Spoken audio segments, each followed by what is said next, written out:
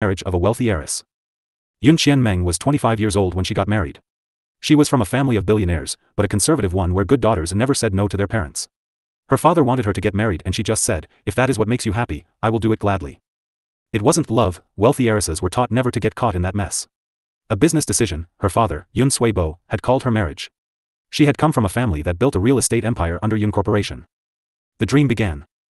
The union had been a move made to win their struggle against MO Building Solutions, their most prominent and hardest competitors. The Bai family owned a well-known building materials import company in the mainland, which helped cheapen the price of materials used for the operation of the Yun Corporation. It had been a grand success. The Bai and Yun family came together to widen the prospects of their companies. She accepted her father's choice graciously. She truly came to appreciate the presence of the man, his serene and respectful behavior, his gentle words, and his respect for her private space. And yes, it was never a happy marriage. The Bai family had strict rules when it came to the conduct of the wives. They were only allowed clothes that hid their skin, they couldn't drink outside of the home, even with their husbands. She loved her wine and beer. She loved to wear fashionable dresses and skirts. At first, she rebelled. She ate what she wanted, she wore what she wished to. But the screams grew louder and the words harsher. Her husband, Bai Yiqing, was a gentleman. He was a year older than her but he had been spoilt since young. Despite being in a prominent position within the company, he often made bad choices and couldn't clearly see the deals he should have invested in. When his mother tormented her, he would stand up for her and lend her a shoulder to cry on. "Help me take over," Bai Yiqing announced one day, astonishing Qian Meng. "You built your company with your own hands and you are an excellent investor. Teach me." She didn't know what to say, at first. But since young, she had been taught that a good wife helps their husband at all times and paves the way for their success. She taught him everything she knew, helping him invest and judge. His position grew stronger, his authority in the family growing before her eyes. She had been so proud. If it was love, she didn't know, but she felt like someone was finally listening to her. She even saw him as a friend. She had never received love from her family or the attention she deserved, maybe because she was a female. Bai Yiqing's devotion had moved her heart. She finally felt wanted. His father passed away within a year of their marriage. Qian Meng hadn't been close to the man but knew him to be a hard worker who had single-handedly built the family business. She couldn't deny that she respected him. After her father-in-law's passing, her mother-in-law became a demon. The shouting and abuses from early on in their marriage reappeared. Qian Meng finally understood what an evil in-law was like. It was no joke. After a couple of weeks, Bai Yiqing took charge of the family business. Qian Meng was happy and supported him but the abuses from home became unbearable. Most of the time, she couldn't go to work or keep track of her investments, she was too busy making her husband successful. One day, Bai Yiqing came home and announced that they would be moving to a penthouse close to his office. It shook her mother-in-law, but Qian Meng was ecstatic. On the day they moved to the new apartment, she stared at the vastly empty space and decided on how she would decorate it. This would be her house. She would adorn it as she wished. And she did that. She filled the place with warmth and love. Another year passed, they tried to have a baby. Bai Yiqing grew busier every day. She was left in their mammoth apartment, staring at the ceiling, making sure his life was in order. Sometimes she would cry, sometimes she would wonder what she had done wrong to deserve this. She felt wretched. 2 years of trying, and she didn't conceive. Those that hated her smirked and told her it was a pity. She didn't say much in return. She had failed the duty of a good daughter and wife. Yun Suibo called her often to remind her. Deals with the Bai family were falling through. She needed to produce an heir to appease Bai Yiqing. She didn't have the face to say no. At that point, she had not seen her family for a year. Her father never called her. Her stepmother was happy to be rid of her. Her little stepbrother was off to college in a foreign land and never had time away from studying. She could only do one thing. She signed over shares of her companies to Bai Yiqing, giving him the majority shareholder position and ensuring that he continued to work closely and to the advantage of the Yun Corporation. MO Building Solutions had gained market share rapidly, making the Yun Corporation lag behind. Under the hands of their new chairperson, MO Qingchen, everything seemed to go about like a dream. Another year passed. Bai Yiqing had bought the apartment on the floor under them. He had transformed into his office. He had told Qian Meng that he needed a space of his own. "Have I not decorated well enough?" she had asked him, showing disappointment. "It's wonderful," he had said in a soft voice, caressing her face. For years into their marriage, she had gone out to buy some food. When she was coming back, the security guard handed her a letter. It was test results from an OBGYN clinic. She scrunched up her brows and saw the name on it. She went back to the apartment and kept the results away, but curiosity was eating at her. Had he been sick recently? As his wife, she had a right to know. So she quickly tore the envelope open. Pregnancy test results. Positive. The name of the patient was not hers. She rushed downstairs, knowing he was in his office. She had never ventured downstairs, knowing that she hated when someone had entered her office without notice. That time, it was different. She knew the password because he never remembered anything else and kept the same password for everything. When the door opened, she saw a sight unsightly. It all fell into place when she walked in on him thrusting into another woman's body, the loud moans leaving the air nauseous. She clutched her stomach as she stumbled back. She had let him use her body the same way he did another, and she felt bile rising in her throat. The little groan she produced made no difference. They turned to her. There was no surprise. There was relief in Bai Yiqing's eyes.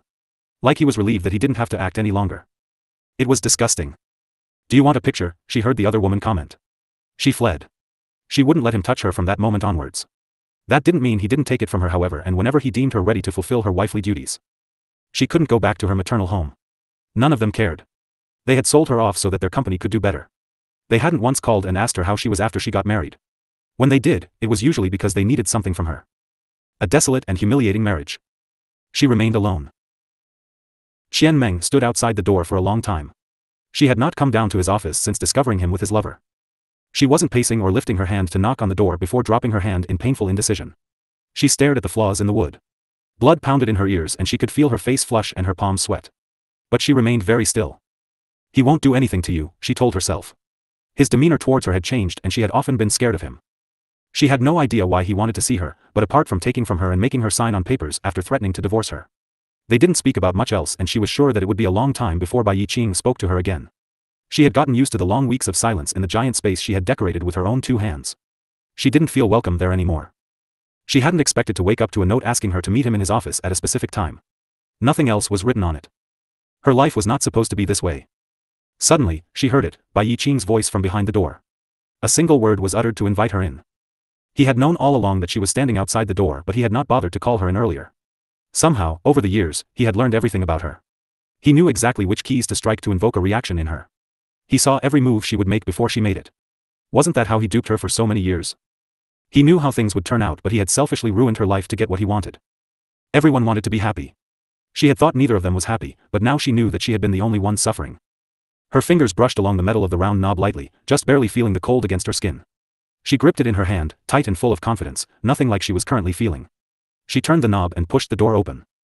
As she stepped in, her eyes instantly met his.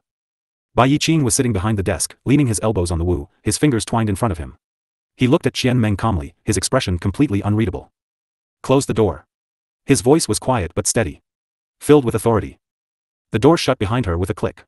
They were alone and no one would have heard their conversation either way. He still made her lock it because he liked her better when he had her trapped. The silence stretched between the two of them and she dropped her eyes from his face, staring down at the floor. She waited. She glanced up when she heard him shift in his chair. He hadn't taken his eyes off her. I received a call from Reincarnation, he said at last, his voice cutting the silence. Your father passed away 3 days ago. She could feel her mouth drop in shock. Of everything she had expected him to say, she had never expected that. She felt pain. The tears welled up in her eyes and she desperately tried to quell them. She couldn't cry in front of him, even if for her father. Not in front of him. Not for the man who had done everything in his power to undermine her and make sure she lived a life devoid of affection and happiness. A sob escaped her throat, and she clasped her hand over her mouth to stop it. Bai Yiqing's eyes narrowed and he waved his hand, asking her to stop with her theatrics. He had nothing to offer her, neither sympathy nor comfort. She wouldn't have accepted them either. How did he pass, she found herself asking. He didn't answer her question. I just wanted to inform you that you will be going to the Yun house. He shrugged. I would have left you a note explaining the situation, but I gave you a chance to prepare. I also thought it might have been unkind. He sneered the last word at her. She flinched back, not knowing what else to do. I will stay for a couple of days. You can fend for yourself, she said, unable to muster a louder volume. He sighed and brushed his fingers through his hair. You misunderstood, he said as he stood up, taking slow steps around the desk to come near her. When he reached her, he folded his arms in front of him. She took an automatic step back, her shoulder blades brushing against the door behind her. I'm going with you, he said, his voice still calm. Her brows furrowed in confusion. She looked for some indication on his face to show that he was joking, but there was none. What? Her voice was louder than a whisper. Did you go deaf? He demanded, his mouth twisting into an unfeeling grimace. You can't do this, she hissed. She hated his voice. She hated his intention. There had been nothing wrong with her father, not that she knew of.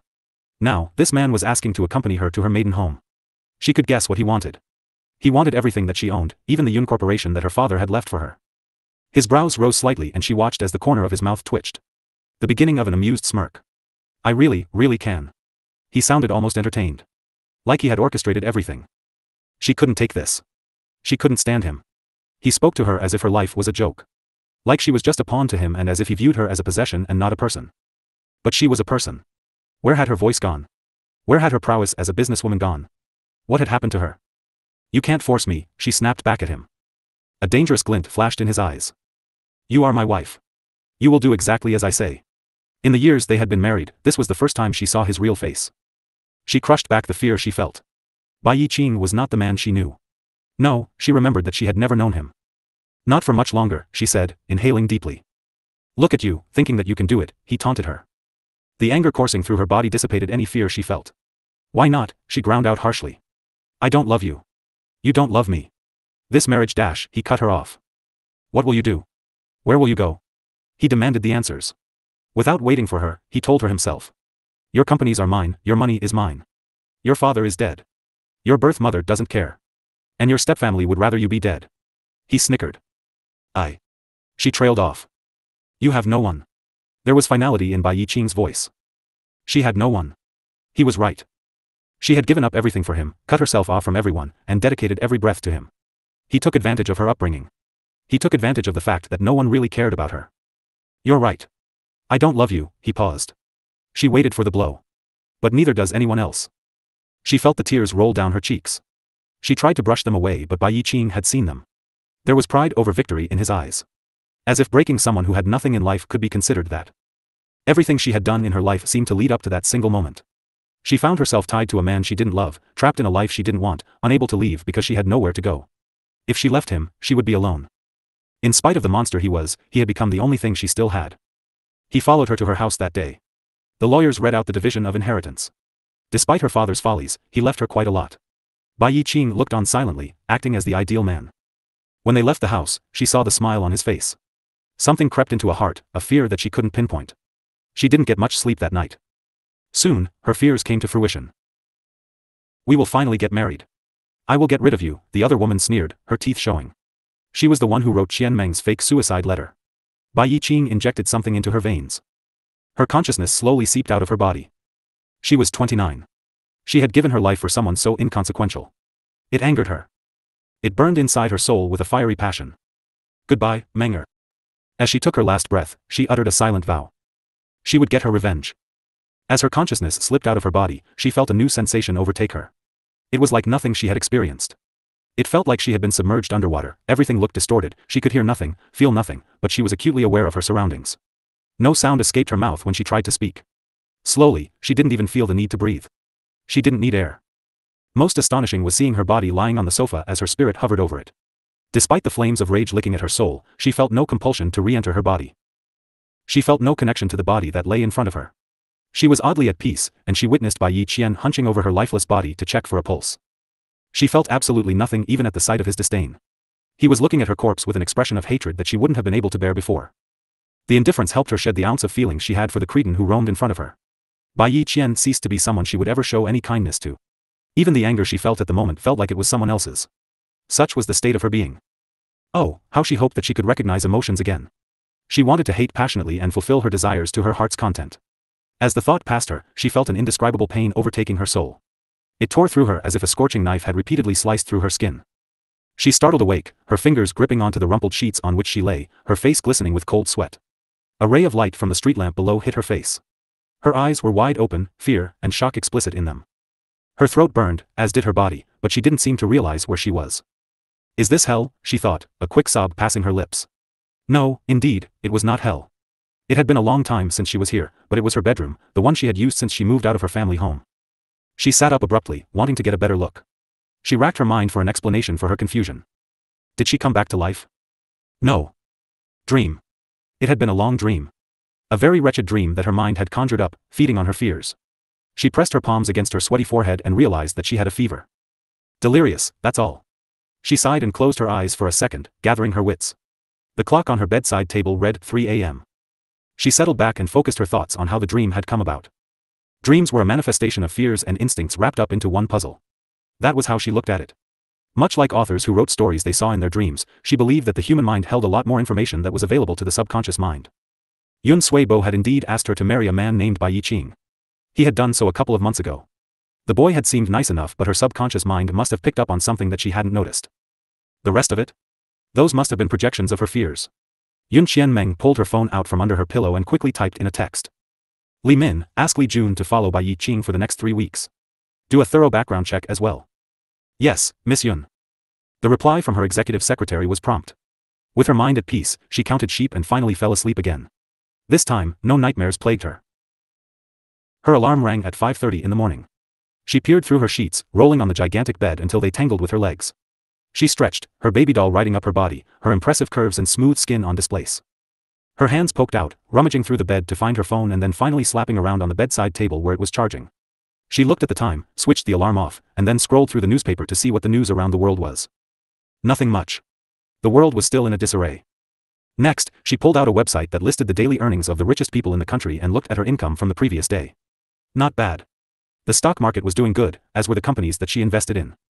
At 9:30, her daily reports and updates from all accounts would come in, so she tiptoed to the bathroom and took a nice, hot shower. She lived on the topmost floor of the hotel, much higher than the surrounding buildings. Coupled with the fact that the curtains were closed, she had no problem with walking out of the bathroom naked, her body still wet.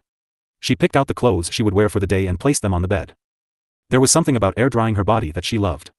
Even her hair was just left to dry naturally. Blow drying was one of the worst things she could do to her hair.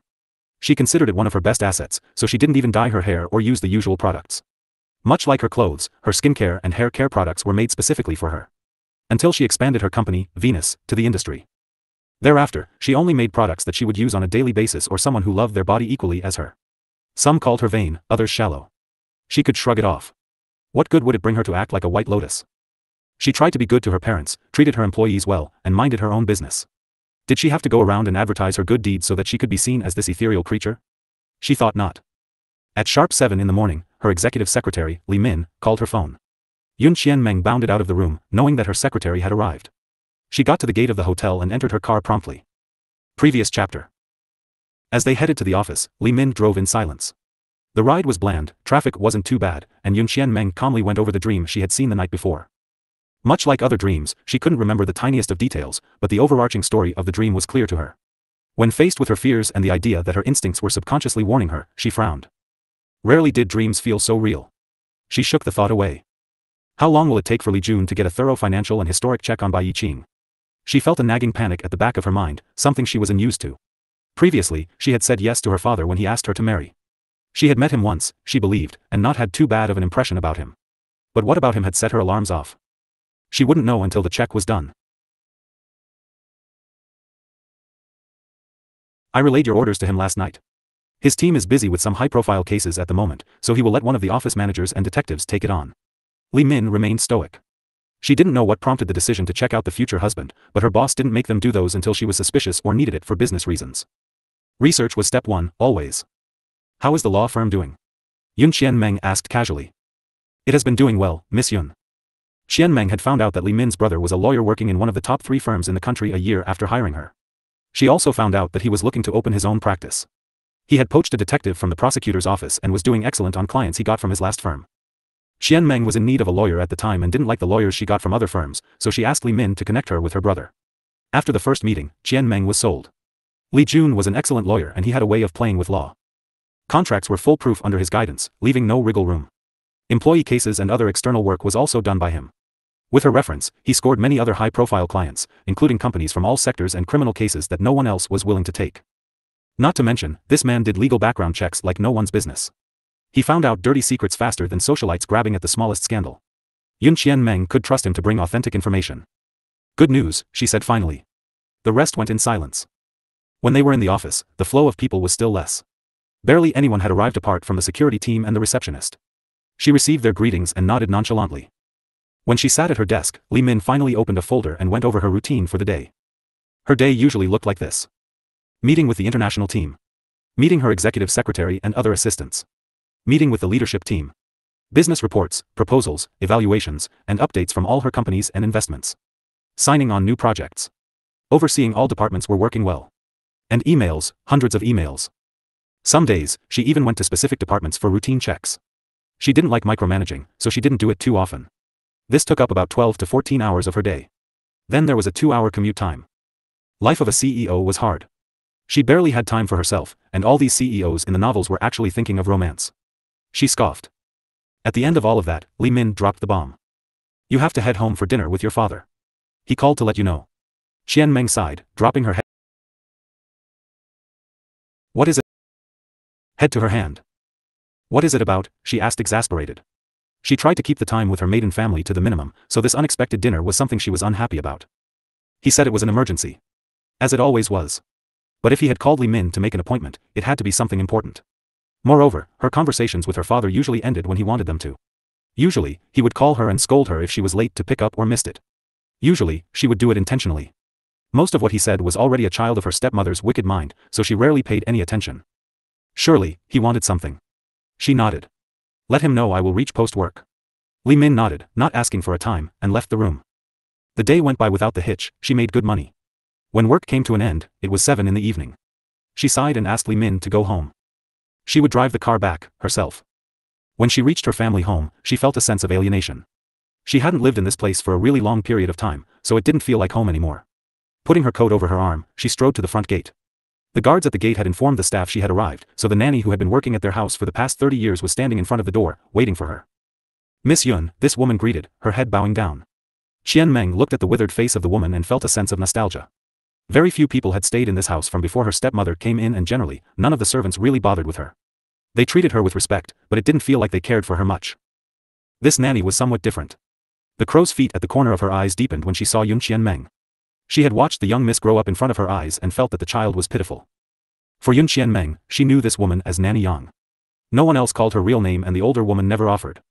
Qian Meng wasn't one to pry, so she had never probed for more information. Please have a full meal today, the older woman rasped as she led Qian Meng to the living room. Qian Meng looked at the nanny with a small smile, disappointment flashing in her eyes. Didn't she always try? It just seemed that no matter how hungry she was, her hunger disappeared when she ate here. Qian Meng didn't reply. The living room was brightly lit and grandly decorated. It reeked of people who loved to show off their money. 3 prim and proper figures sat on the couch. It looked like she had walked into a meeting. As usual, when she greeted her father with a bow of respect, he hummed in acknowledgement. When she looked up, she saw his eyes inspecting her. There was a hint of calculation in them that warned her that tonight was going to be a long battle. She pretended not to see the female in her late 40s sitting beside her father. Instead, Qian Meng looked at the younger brother she liked. Surprisingly. Big sister, he chirped, hopping up from his perch and coming to hug her.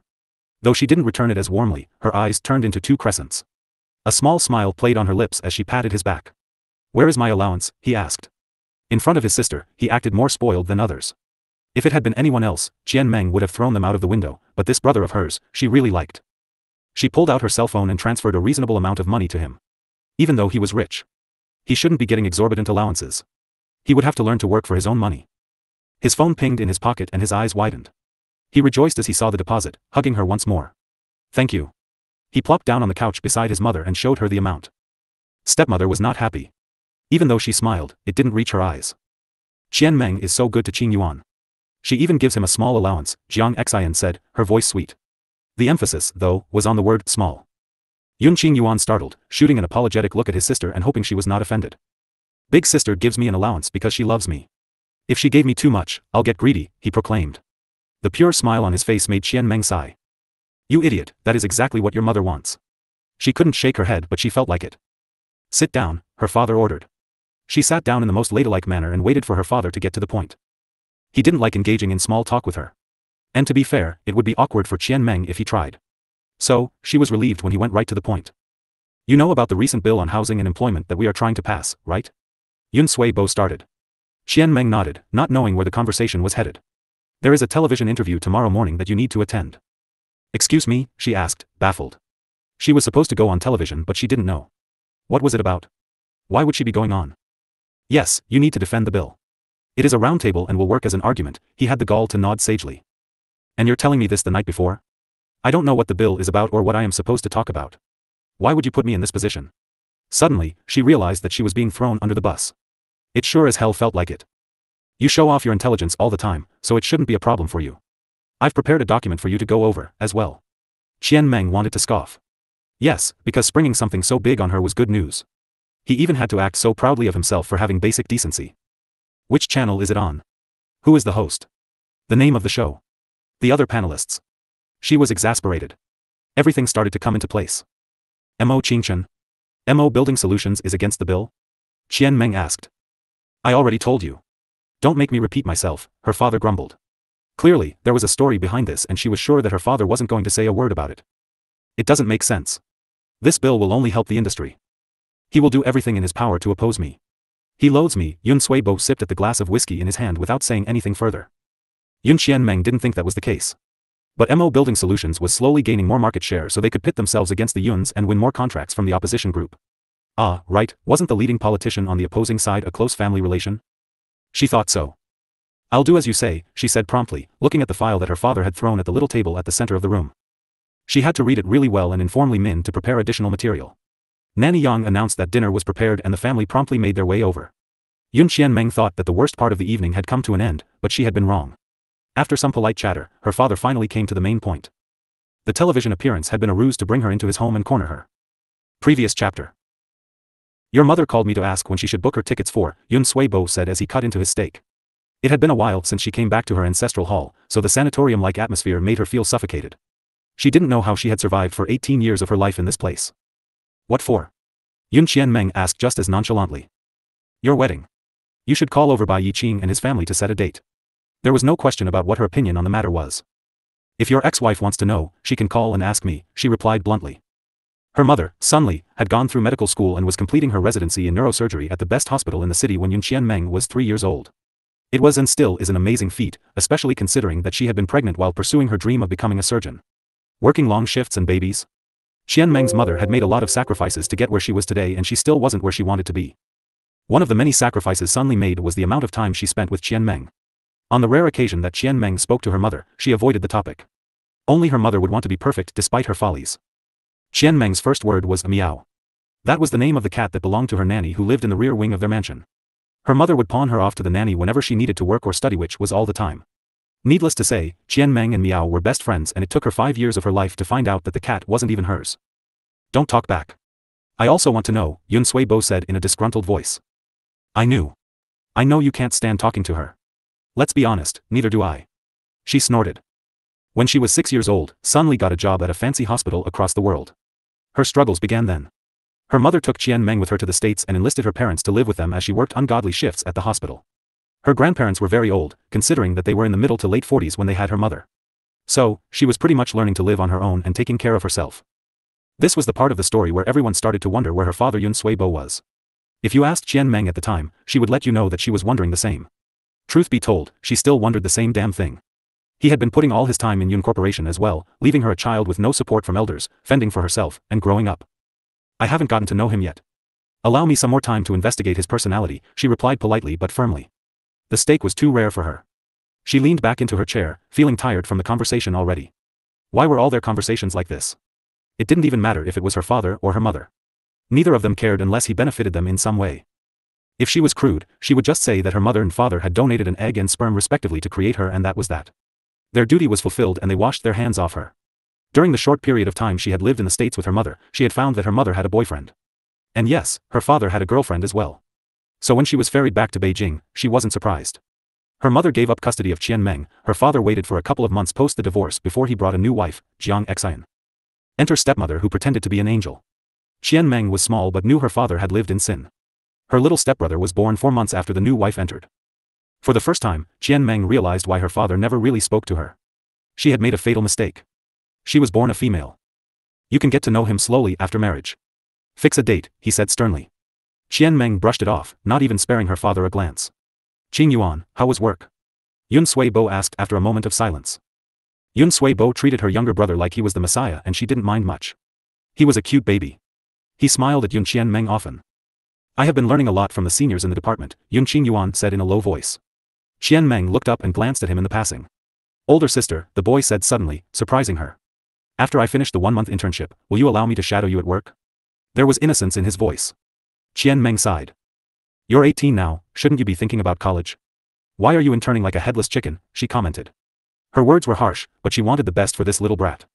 He was the only good thing about visiting this house, anyways. Menger, can't you do a favor for him? He wants to see how you work, came the headache-inducing sugary voice. Ah, so this is where Qing Yuan had gotten the idea from. Jiang Xian, the evil stepmother had been feeding it to him. He idolizes you. Give him a chance.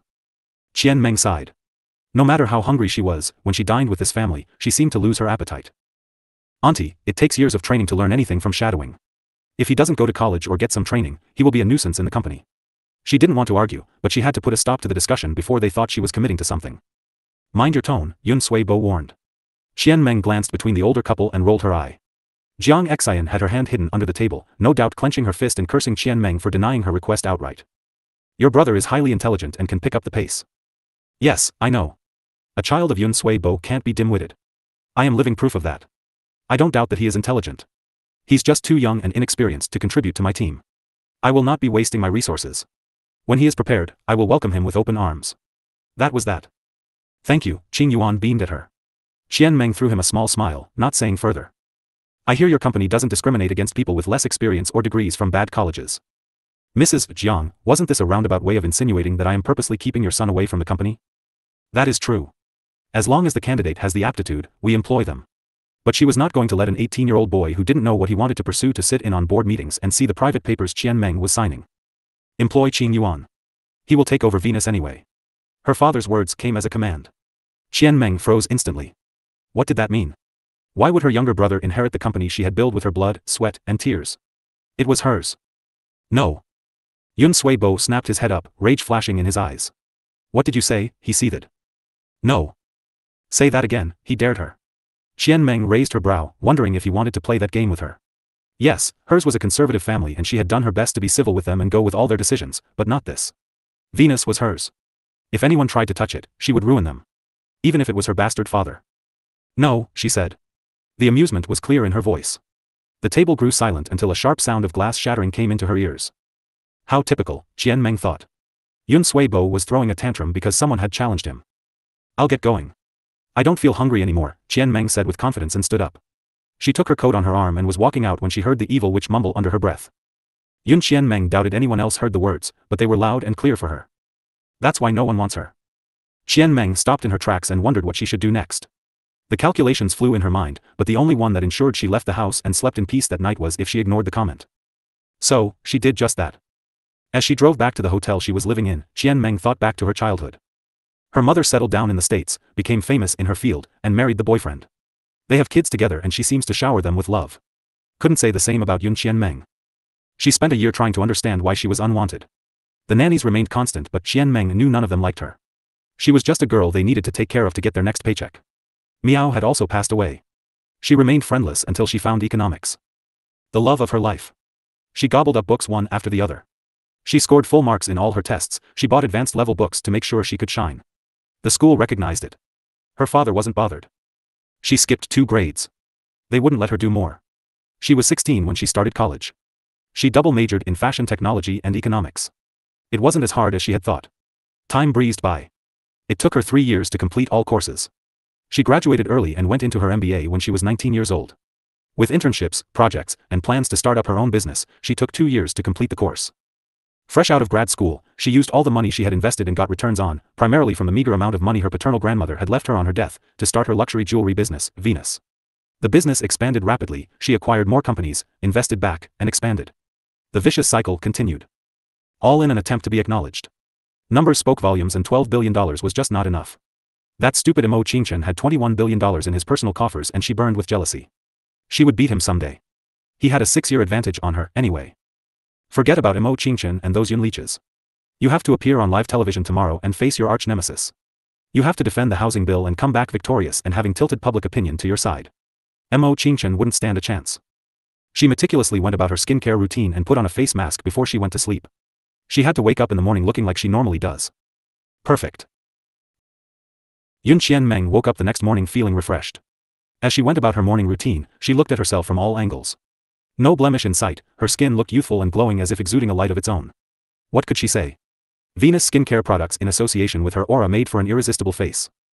The television appearance was in a couple of hours, but the participants had been asked to go early so that their makeup could be touched up and other formalities were maintained. Business Today was the #1 television show for news related to business and policy news, which was why she had accepted her father's proposal that she do the interview in his stead. It made sense.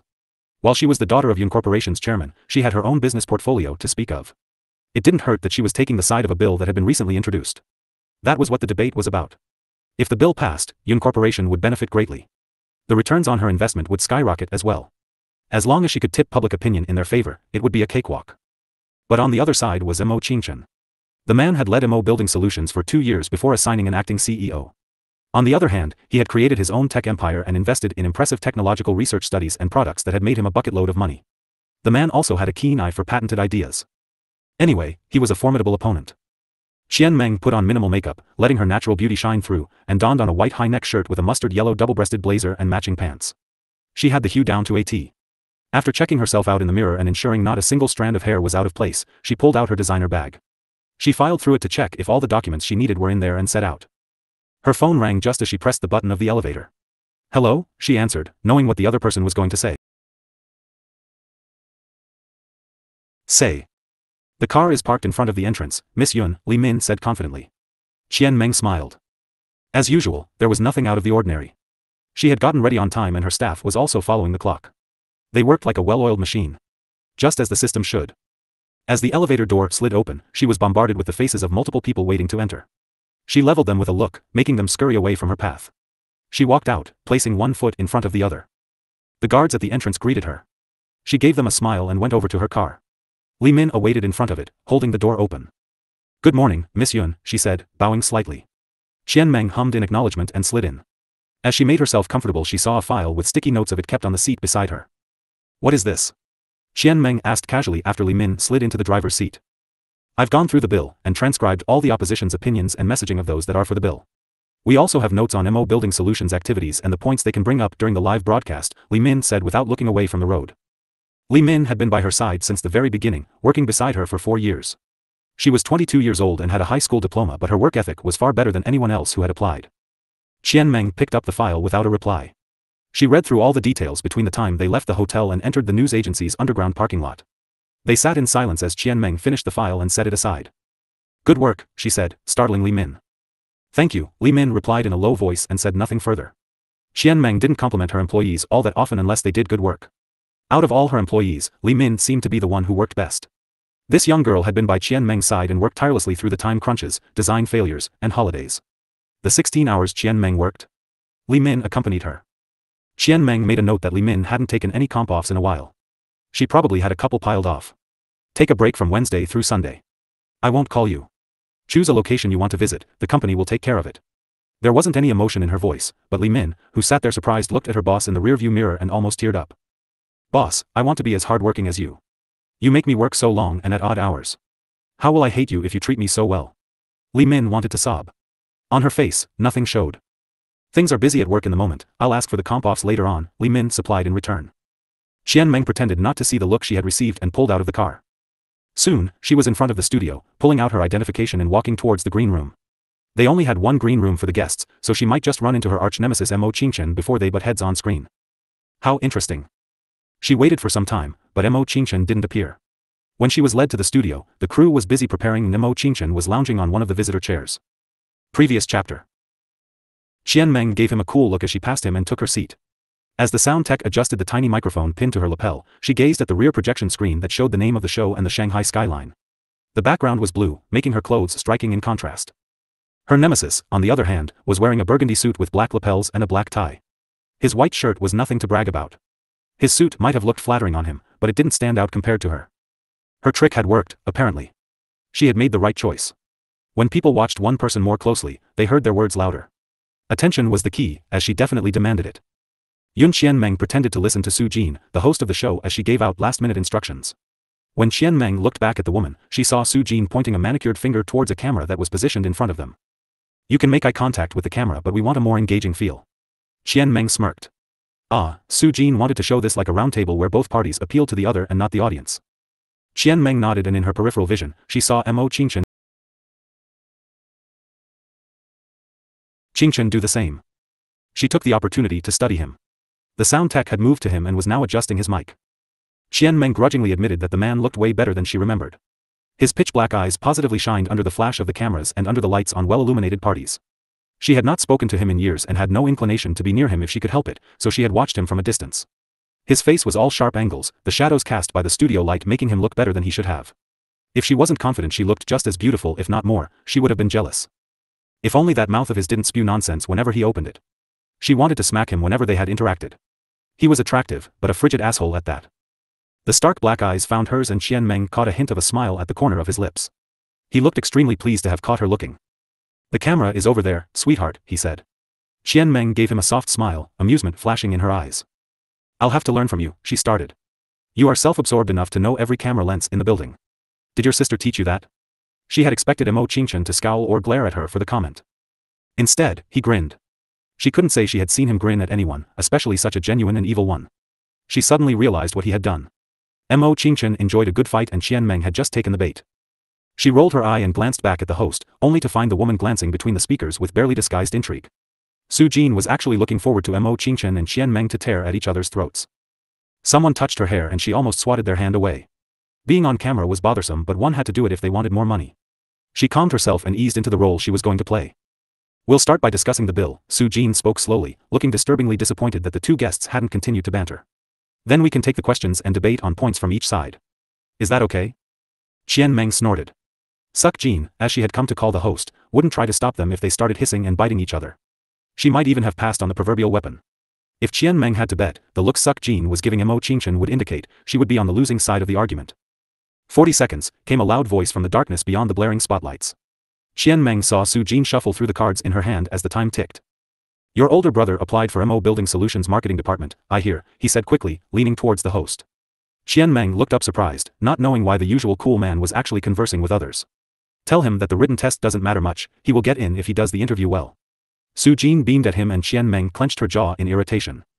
Mo Qingchen threw Qian Meng a smirk, telling her that she was doing this to taunt him. With that, he moved his attention to the primary camera. She glared at his side profile. Live in 3, 2, 1. The studio darkened and the show's signature theme music came on.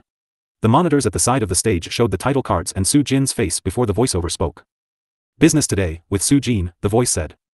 Welcome to this morning's edition of Business Today, where we tackle today's hot political and business issues. We have our correspondent in front of the cabinet and Su Jin reporting from the studio. Su Jin paused. Qian Meng had to say, even though she didn't like the woman because of her bias, she had to admit, Su Jin was good at her job. Good morning, she greeted the camera, her pristine white teeth on show. We are joined by the Miss Yun Qian Meng, CEO of Venus, and Mo Qingchen from Dynamic Tech. Welcome. Thank you for having me, Qian Meng said sweetly, shifting in her seat so that she was slightly turned towards Su Jin. She was used to speaking behind the podium in front of her workers, but she rarely appeared on television. She would never get used to the elaborate setup and the melting heat in the room. Thank you, Mo Qingchen repeated, flashing a smile. Qian Meng wanted to scoff. This block of ice could really act. He was really sucking up to Su Jin like nobody's business. She didn't show any changes on her face lest the cameras pick it up. Come on, Queen of Marketing, don't put a blemish on your name. Before we jump into debating amongst ourselves, Miss Yun, I would like to briefly discuss the housing and job creation bill that is under scrutiny next week. Why do you think this bill is better than the similar bill that Yun Corporation pushed last year? Qian Meng stiffened slightly. She noted with no surprise that Su Jin wasn't going to be on her side. It remained to be seen how much she let go, though. Well, Miss Su, she started with a voice dripping sugar. I will first ask you to resist the temptation to imply that Yun Corporation has been pushing anything. The housing and jobs bill fall in line with the values of Yun Corporation and we believe that it will have a positive effect on the housing industry and in turn the economy. She paused for effect and threw a look at Mo Qingchen. Qingchen as she dragged out the next words. The passing of this bill will generate employment, and the fact that the opposition disagrees with this is heart-wrenching. The ball is in your court, she thought smugly. Mr. Mo? Su Jin turned to the other. That bill has no potential to create jobs, he said with a shrug. He seemed so offhand about it, too. Some officials may think it will do good, but similar projects have never had a positive outcome. Unemployment is rampant in the industry and the wages are dirt poor. This bill adds no value to the industry without taking into consideration other moving factors that Miss Yun isn't taking into consideration.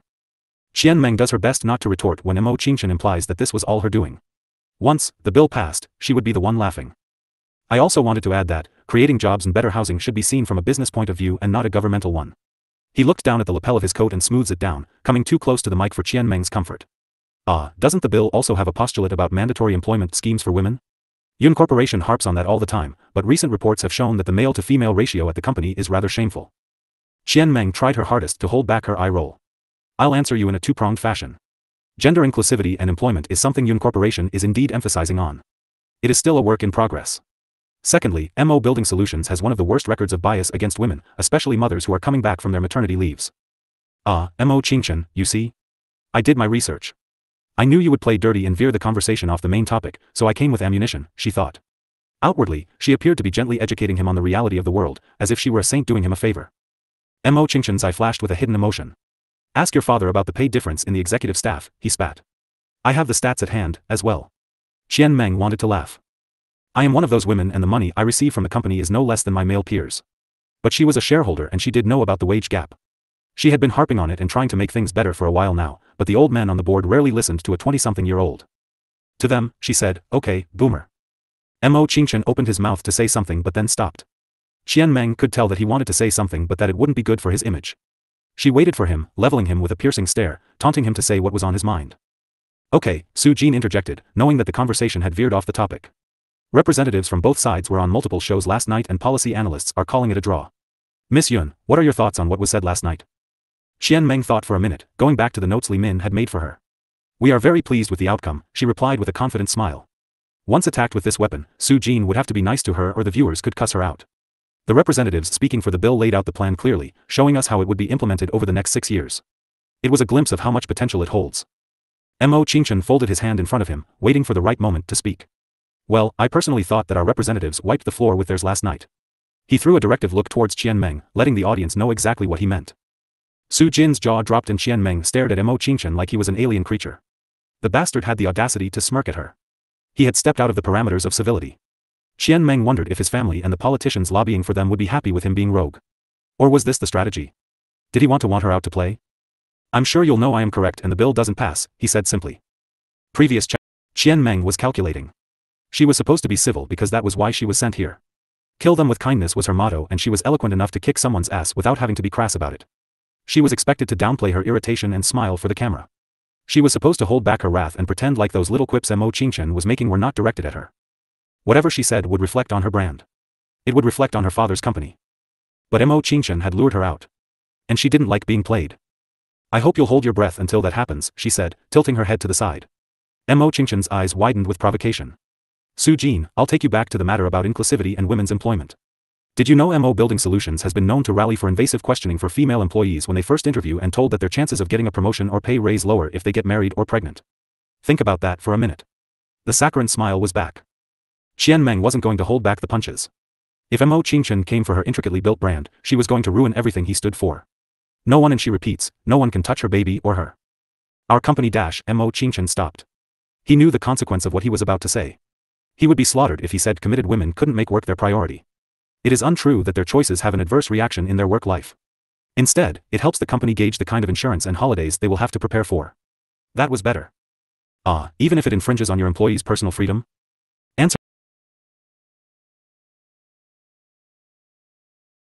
Answer that, Mr. Mo. Yun Qian Meng didn't need to say this out loud. Mo Qingchen knew what her stare meant. How does this infringe on their freedom? He asked, looking like he knew which way she wanted to take it.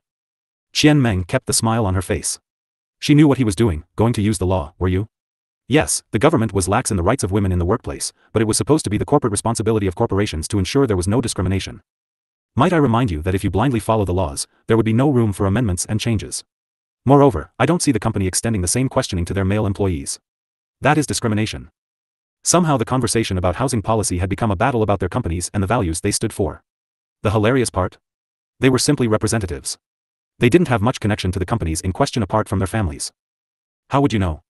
We take care of our employees. I can guarantee you that our female employees are not treated poorly. Qian Meng wanted to cut him off but she didn't want to be the bitch. She let him finish. Unless you're hiding a skeleton in your closet, I don't think you have any idea what it feels like for women, both cis and trans women, to work in the corporate world. You're a wealthy man working at the top of the ladder. I don't expect you to understand, sadly. Qian Meng's words must have hit home because Mo Qingchen's eyes widened. Point for Yun Qian Meng. She'd had to remember that reaction when she was feeling down and she knew she would feel like a blessing to mankind. I don't have any skeletons in my closet, Mo Qingchen assured her. What I do have is empathy, as many others do, and documentation of what our employees think. Is the documentation you speak of referring to the employee engagement and satisfaction form that you make them fill up? Yun Qian Meng pressed. The form which is not anonymous and your managers can read it. Yun Qian Meng knew that employees were treated like trash all over the world and it was mind-boggling for her. She just happened to use it against this opponent of hers at that moment. I don't know where you got that information, but it is untrue, he said with a cunning look in his eyes. And no, I am not referring to the form you speak of but the numerous external officials who have come to the company and inspected the policies. All bullshit, Mo Qingchen added in his head. His father had paid them off, of course. He knew that well enough. But he was representing his family's company on air and it was bad for his reputation if he was associated with people who were dirty. Those external officials are not the point, Yun Qian Meng pointed out. She continued to speak despite Su Jin's attempts to interject. The point remains that this bill will ensure women in the industry, at least one industry, will be treated fairly and generate transparent employment for citizens. In my opinion, that should be the focus of any player in the industry. We shouldn't be fighting over basic human rights, don't you think? Fascinating, Su Jin commented finally. Unfortunately, we will have to go on a small break for a commercial. Please stay tuned for more with Mr. Mo and Miss Yun. Su Jin stared directly at the camera as she spoke, a bewitching smile on her face. And we're out, came a voice from beyond the glaring lights. There was shuffling of feet and whispering as the technicians and employees prepared for the next segment. 3 makeup artists came up to them. One was already resetting Su Jin's hair and makeup. The makeup artist assigned to Mo Qingchen clearly felt that he was flawless, so they remained on the side, asking him if he needed anything. He had shaken his head and the woman had moved on. The girl assigned to her, though, must have felt that her skin was oily. The woman dabbed at her forehead with powder. Qian Meng gave the woman a small smile, trying to hide her irritation. The girl must have understood and moved away. Thank you, she said, earning a curt nod from the girl. Qian Meng was the owner of a luxury skincare company and she championed her products. If there was any sheen on her face, it was clearly healthy and pretty looking. And she really didn't like putting on too much powder on her face. It made her look like a baked ghost, unfortunately. Golden Gate Palace, right? Mo Qingchen said suddenly. When she turned to look at him, she saw that he had a smirk on his face as he readjusted his tie. She tried not to cringe at the sight. He clearly wasn't used to wearing suits. He was pulling it a little too tight, ruining the symmetry. Not that she was going to help him with that. Sorry? You live in Golden Gate Palace, right? If I remember correctly, politician Han lives in the same complex, Mo Qingchen said smugly. Do you want an award for that? Qian Meng muttered, shifting on the stool. His smirk widened. It's convenient. Neighbors helping each other out, helping put money in each other's pockets. How fun are the meetings? Qian Meng wanted to laugh. Rich coming from Mo Building Solutions. Isn't Politician Li your mother's cousin? She spat back. Nepotism is living well in our society, especially on your side of the world. She would have glared at him. Says the woman who used money from her family to start her own company, he replied. 30 seconds, someone called from the darkness. Darkness, stopping Qian Meng's reply short. She frowned with dissatisfaction. Su Jin tapped her index finger. Point for Mo Qingchen. Qian Meng glanced towards the wings to see her assistant, Li Min, giving her a thumbs up and showing her the illuminated cell phone. I spoke too soon, he commented suddenly. She didn't turn to him as she replied. Or too much, she muttered, straightening her spine as the cameraman announced that only 10 seconds were left. At that time, she tried to ascertain which camera would take the first shot. It would have been great if you weren't a Yun. I would have hired you, he continued, lowering his voice and ignoring the countdown. She barely noticed the red light on the camera blink as her head snapped towards him. Her eyes narrowed in a glare, but she forced her mouth shut when she saw him smile angelically at the camera as Su Jin welcomed the viewers back. The anger in her blood seemed to raise her body temperature and she willed her skin not to flush and show her emotions.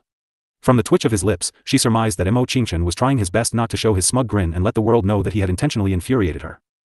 Mr. Mo, there has been a lot of speculation about the bill, a lot of promises made to citizens and noise.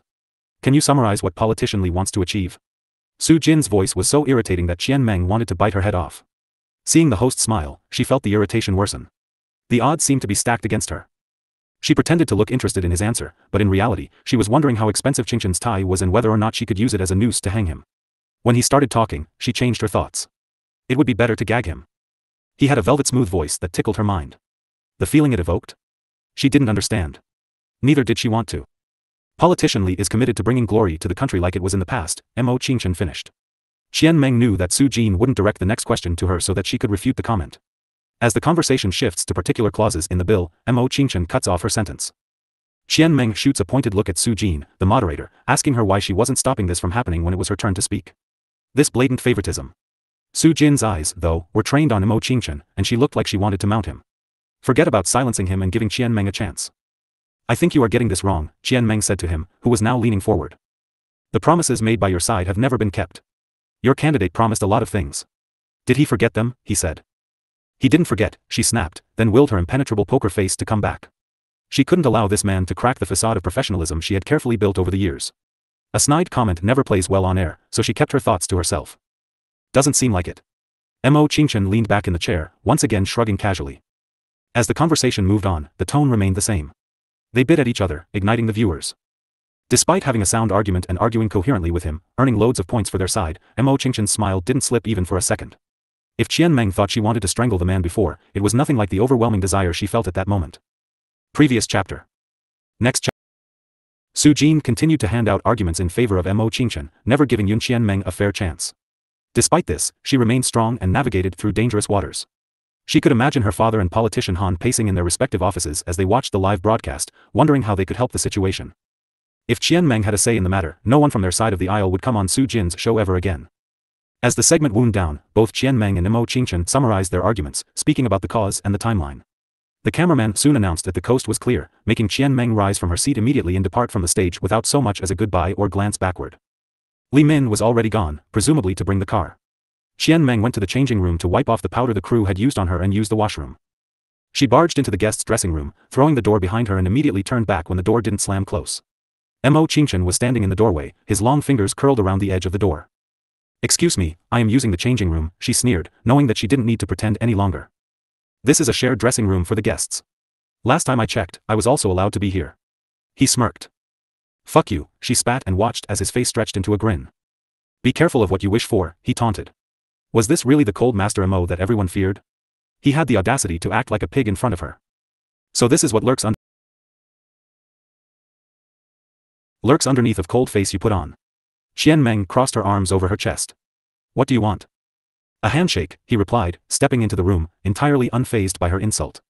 The confusion on her face prompted him to continue. "It's a custom where opponents shake hands after a spar to show respect to one another."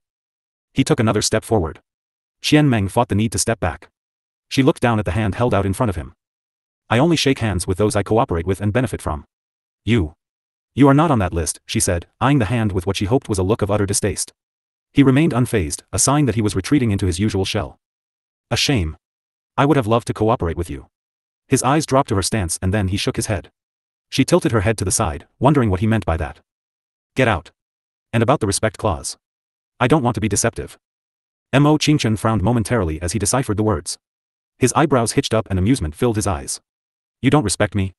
Qian Meng wanted to scoff. The man was too entitled to act surprised by the revelation. Qian Meng rolled her eyes. "Hard to respect someone like you who is pretentious and condescending. Moreover, I disagree with everything you stand for," she replied. "For example," he pressed, his hand now inside the pocket of his pant. "You lack empathy for employees and squeeze every ounce of benefit you can get from them without considering their well-being," she said. That was the first thing that came to her mind. Apart from that, she had a long list of things that she didn't like about him. Mo Qingchen sighed and shook his head. "I don't believe in that." She was just about to leave when he snagged her arm. She spun to face him and watched his eyes change. She felt as if everything she had known about him had reversed. If she had more sense, she would have remembered everything else she didn't like about him. She tried to shrug him off. "What?" she hissed. "I actually neutral in this regard and lean to the left when it comes to employment laws and benefits." Qian Meng shakes her head. "Then why?" She trails off. "I was asked to help," he said. "My father asked me to help his cousin. I was a good candidate because I knew what you would bring to the table." "What does that mean? Are you saying I am predictable?" She sounded offended and Mo Qingchen was a little taken aback by the turn of events. "No," he firmly retorted. "We have similar views, I just did as I was asked. Come to think of it, if you had done your research, you would have known this about me." He threw her a calculative look. She feels her headache at the insinuation that her staff was less than competent, particularly considering that all the information she had was well put and meticulous. She went back and thought about what Li Jun had said about Mo Qingchen. It had been a while since she got his portfolio. Maybe she would ask him again. "So you are saying that you speak for things that you don't believe in?" she asked, feeling disgruntled. He shrugged. "Not really. I am more inclined to the strand of thought you align with, but there are points in them that I don't stand by. I am helping my family and extended family because I care about them and it will bring us benefits in the future." "Ah, yes, your family," she commented with a scalding smile. "I'd be happy to introduce you to them," he said good-naturedly. "Oh, I've met them. You seem to have forgotten that I went to university with your sister and frequented your house during our friendship." She was clinging to sarcasm. The copious number of parties didn't help either. His face suddenly turned unamused. He was mulling over her words in his head before his eyes narrowed. "Have dinner with me." Qian Meng stared at him blankly. They had just fought and called each other out. What was going through this man's mind? "What?" "Have dinner with me," he repeated, his black eyes shockingly appealing. "Be serious." Qian Meng sighed. "I am serious," he insisted. "I can't have dinner with you." She is almost offended when he looks surprised. He must think he is a boon to womankind. Or he has never been rejected before. "Why not?" he questioned. There is no way he was that stupid. "Despite our differences, we have similar paths to success. I don't see why we can't have dinner together." A dinner implies that both of us should be single. It almost sounds like a date. He shrugged. "If this is about the fiancé of yours," he started. Her eyes widened because the news hadn't been advertised as of yet. How did he know? He is a joke. If you marry him, you'll be no more than filth in my eyes. The implication was that he thought highly of her and she would waste potential if she married that man. "I don't see why that is your business," Qian Meng retorted with a shake of her head. She didn't have to be told about Bai Yiqing being trash. Her gut told her the same. But that didn't mean she would have dinner with the enemy. Mo Qingchen smiled, not like the smug one before. It looked sincere enough for her to reconsider his offer. So, next week, he asked. So stubborn. Not in a million years, she replied, deciding that she would just have to remove herself from the room. She grabbed her bag from the table. Realizing her intentions, he blocked her path. His gaze was dark as he tried to figure out what she should say next. Let's talk. Reaching out to the enemy and understanding them is the most valuable information in business, he said, a conniving look in his eyes. He had almost enticed her, but she remained undeterred. That's what opposition research is for, she said. She stared at him shrewdly, trying to figure out what he was doing, clutching her coat and bag at the sides and refusing to budge. You'll find out way more from my mouth than your investigator can tell you. It will cost less money, too. Qian Meng knew. Mo Qingchen had realized that she loved money the most in the world. Have dinner with me, he said again, his voice earnest, cutting through her thoughts. She rolled her eyes and looped her bag over her shoulder. She sidestepped him with every intention of walking away. But just as she walked over the threshold, she turned around to give him the last taunt. Call me on the day I earn more money than you, she told him. So far, it had not happened. And he would probably not be interested in talking to her when it did. Self-deprecating? A little. Ah, so never, he called from behind her. She shrugged. It might happen sooner than you think. She stepped out and as she walked down the hallway, she heard the sound of his laugh follow her. As she entered the elevator, she pulled out her cell phone and called Li Min. I'm coming down, she informed her gruffly. When she reached, her secretary was waiting patiently by the car. As per normal order, they entered the car. Miss Yun, please check social media for further information, Li Min said, looking at her boss through the mirror. Qian Meng nodded and pulled her cell phone out. As she scrolled through her social media, she noticed that her name was trending. As was Mo Qingchen's. She squinted as she read through the polarizing commentary. Seems like there are a lot of posts for both sides of the argument, she said in a contemplative tone. Li Min shot her a bewildered look. Had the previous trending topic somehow disappeared? Ma'am, I was talking about the hashtag #ImmuneCP. She waited in silence as her boss looked at her with confusion. Eventually, she looked down at the rank 1 trending topic and clicked on it. Post after post on Mo Qingchen and her budding heads. The usual audience that tuned and spoke about the political and financial commentary, but some people had posted about the sexual tension. User 1, even though they are fighting, they look like they will jump each other any second. Is this the so-called chemistry between arch-nemesis? I want it, I want it. User 2, I think they are dating. User 3, petition to see them fight again. User 4, see them fight? I want private videos. User 5, perverts. Leave my young goddess alone. Mr. Mo has to go a long way to be worth her. User 6 at previous comment, are you okay? How are these two comparable? User 7, if they get together, the world would come to an end. Or dominate the world. Me scared. The comments went on and on. There were memes and edits on their pictures. On the drive back to the office building, edited pictures of them in different situations came up, too. These people really had some imagination, thinking that she, Qian Meng, would ever get together with the demon Mo Qingchen. Not in a million years. From what angle did they look like the perfect couple? She wanted to strangle somebody, preferably Mo Qingchen. Part of her mind was inclined to call the site she was browsing on and ask them to remove her from the rankings. But as she thought closely, she abandoned the idea. The more she tried to suppress the voices, the louder they would become. God knows what theories they would come up with in the future. She was not ready to find out. A small smile played on her lips as she realized that Mo Qingchen would be equally frustrated when he sees the news. Wouldn't he be fuming? She couldn't help but let out an evil laugh. Li Min looked at her boss with a weird expression. With her quirky personality, it was impossible to figure out what she was thinking, as long as it didn't affect her business. Otherwise, one thing was clear, she went for the kill and only thought about growing her company and making money. There was a traffic jam on the way back, so the process was slow. She received calls from her father and politician Han as well. Knowing that the round table hadn't gone too well, she didn't want to pick up their calls and ruin her day. She could deal with them after the day was over. But as luck would have it, Li Min's phone started to ring. On the screen was Qian Meng's father's name. Sighing, Qian Meng asked her secretary to pick the call up. Mr. President, she greeted. Where is Qian Meng? Her father's voice boomed with fury. Qian Meng looked out of the window, feeling lethargic. She couldn't be faulted for the way things turned out. With Su Jin and Mo Qingchen on one side, she had been fighting tooth and nail to put her point across. Moreover, she wasn't given a lot of chances to retaliate. Miss Yun is currently busy, Li Min informed politely. Qian Meng turned to look at her faithful secretary, feeling a smile ghost on her lips. Ah, this was why she loved her. Li Min just knew when she needed to cover for her boss. I know she is listening to this call. Get her to talk, Yun Suibo seethed. There was silence on their end before Qian Meng spoke up. What is it that you wish to speak about? She asked in a bored manner. No point in letting her father have a higher power in the conversation. Watch your tone. I sent you there to promote our propaganda and you. He trailed off. He sucked in a deep breath to calm himself. Qian Meng rolled her eyes as she waited for the insults to follow. You just went ahead and ruined it, talking about unrelated matters. You had one job. She was done with the conversation. Father, I defended your company and made sure all the messaging was passed on to the audience despite being forced to participate. If you think you could have done better, please do these interviews on your own from now on. Her tone was firm without any weakness. Qian Meng signaled Li Min to disconnect, which the other did without question. She knew that her phone would blow up with messages from her father soon. Qian Meng thought about how much time her father had. If he put more effort into his business and not pester her, he would strengthen his empire and build a better future for it. He wouldn't have needed to sell off his daughter to do so. For the first time in her life, she looked at her father as an incompetent man. How could one man neglect his family to do everything and still be so bad at what he did? Sure, he had made a fortune, but nowhere near what he could have made. The distance between Yun Corporation and MO Building Solutions was widening and it didn't look good. Now that she thought about it, maybe her father had reached the age where he was going senile. That was a possibility. The car pulled up in front of their office building and Qian Meng slung her purse over her shoulder.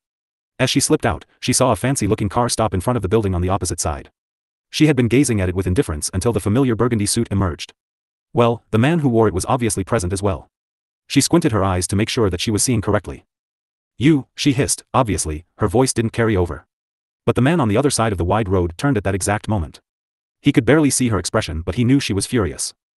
She found out, finally, he said lightheartedly and walked into the building opposite to hers. She was fuming. Why the fuck did he go inside that building? Wasn't it a common office building for multiple companies? She hoped that he was there to sign a contract. But he parked right in front like he owned the place. Usually, the parking space was meant for employees only. The QC headquarters shifted to this location last month. We found out a couple of weeks ago, Li Min said apologetically. Usually, her boss avoided talking about Mo Qingchen because it ruined her day. Still, she made sure to look at how much he earned every day in comparison to her. And you didn't tell me, she glared at her secretary. I tried to tell you but you told me, and I quote, I don't care if he goes to hell. And you seemed angry throughout the staff meeting after that. Therefore she hadn't brought up the subject later.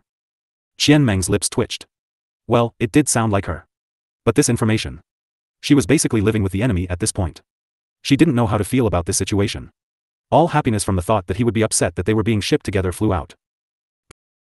His moving offices across from her meant one thing. She would have to see him often. She knew the layout of the building too because she had toured it when she was looking at real estate for her companies. The building on the other side of the road had also been an option. The best offices were facing the road. The same as hers. So, their offices would be overlooking each other. Now, which floor would he be on? Order a pair of binoculars for me, she said out of the blue. Li Min startled in her spot and quickly nodded before scurrying away. What was the boss going to do, she wondered. Qian Meng wasn't interested in hiking or watching birds, so it made no sense for her to buy one suddenly. But people who had too much money often used it for stupid reasons. Li Min looked at the listings on binoculars on a reputable website. She was unsure what the use would be, but she had to prepare for the best case. She ordered a sleek and powerful model and called the store. Li Min had heard the urgency in Qian Meng's voice. The store offered to deliver it within a few hours and she graciously thanked them. She sighed as she started working on her documents. The day was filled with calls and employees coming up to talk to their boss. She turned them all away. Qian Meng was in a bad mood and even though she didn't chew employees or executives out under any circumstances, apart from misdemeanor or incompetence, she wasn't exactly pleasant to talk to at those moments.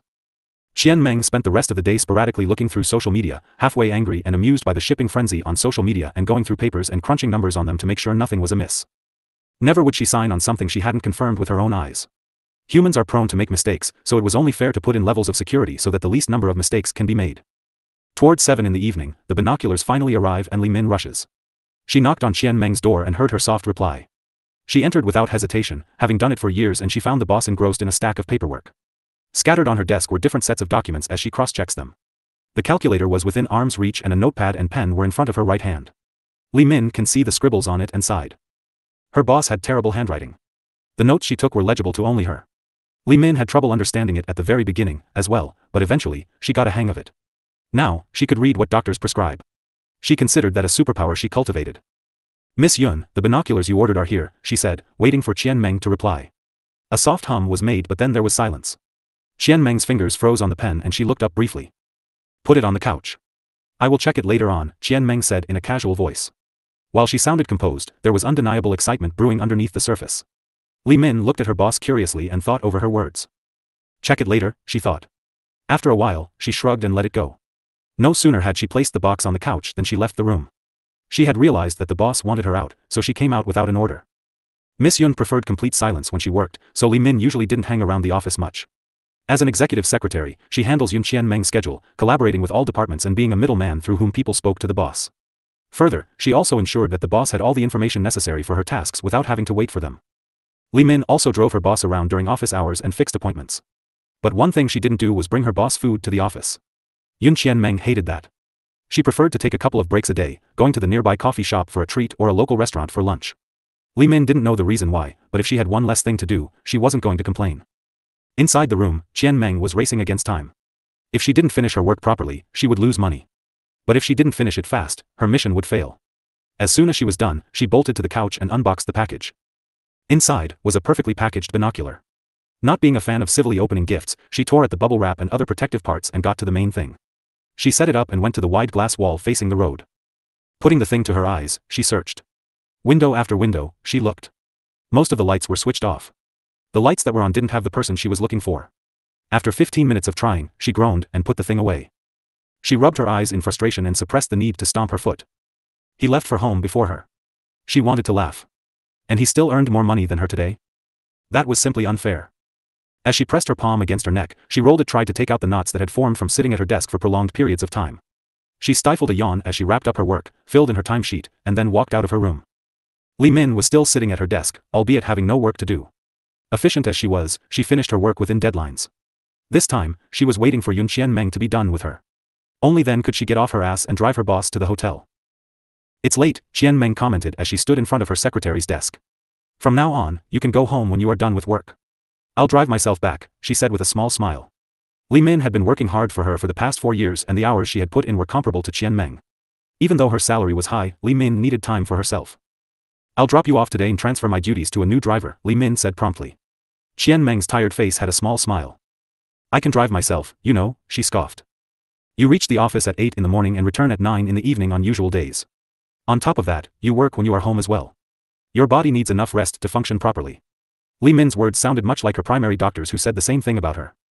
And you need to get a hobby, Qian Meng shot back. It's time you spend some time on yourself. Don't dedicate your life for others, she saved softly. Li Min smiled professionally before packing her things and exiting the building with her boss. They went to the car and drove off. The ride was predominantly silent, with the ride being about an hour to the hotel. She would have to find a hotel that was closer to her company sooner or later. This long traveling time was unproductive. Miss Yun, Li Min spoke up suddenly. Qian Meng looked up with a curious expression. The president called the office and my cell phone throughout the day to catch you. As per your instructions, I kept them to myself. This practice worried Li Min.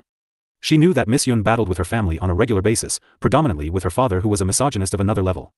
You would think seeing his daughter earn so much money at such a young age would change his mind, but the stubborn old mule was still thinking of marrying off his daughter for his own benefit. Understood. Came the prompt reply. She checked her phone and surely, her father had called her multiple times throughout the day.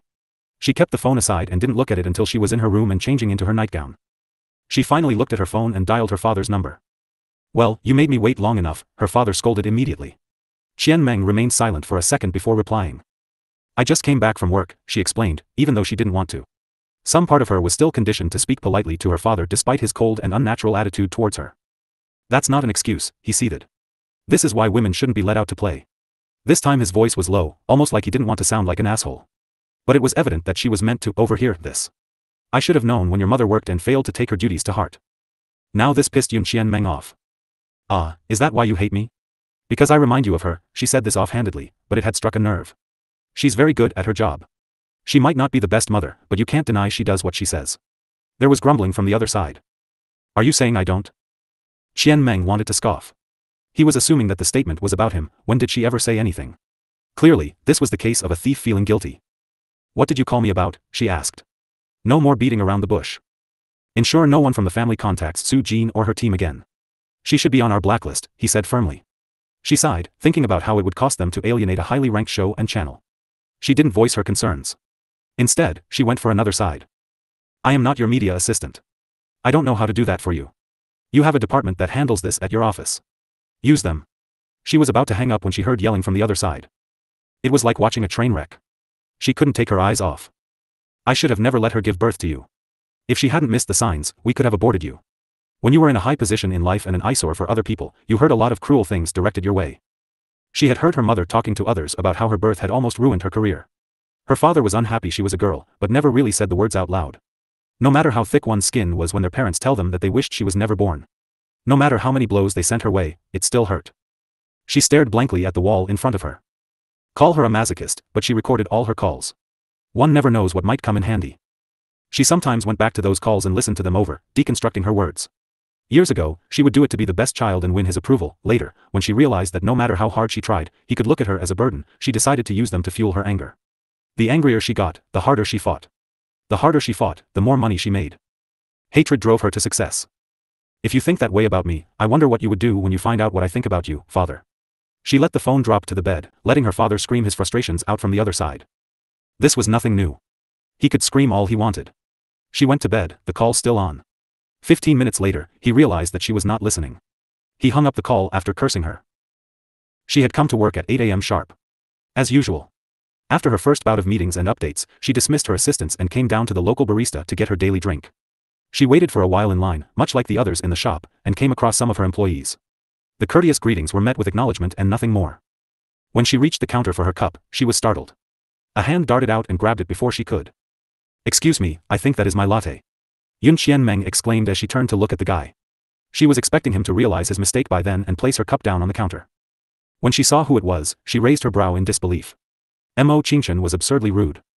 "Latte," he said, sounding bored, but the expression of disgust on his face was evident. "I would never order such a thing," he scoffed. Qian Meng rolled her eye.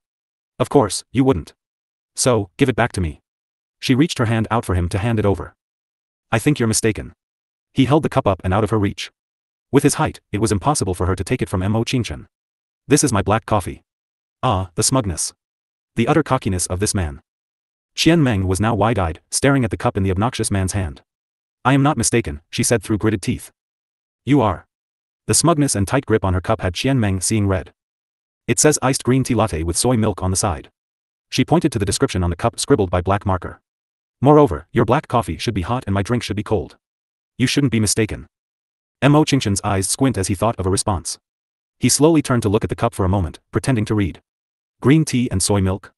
If you can't handle caffeine or lactose, you should just order milk, or better, water." Qian Meng gave him a look of exasperation.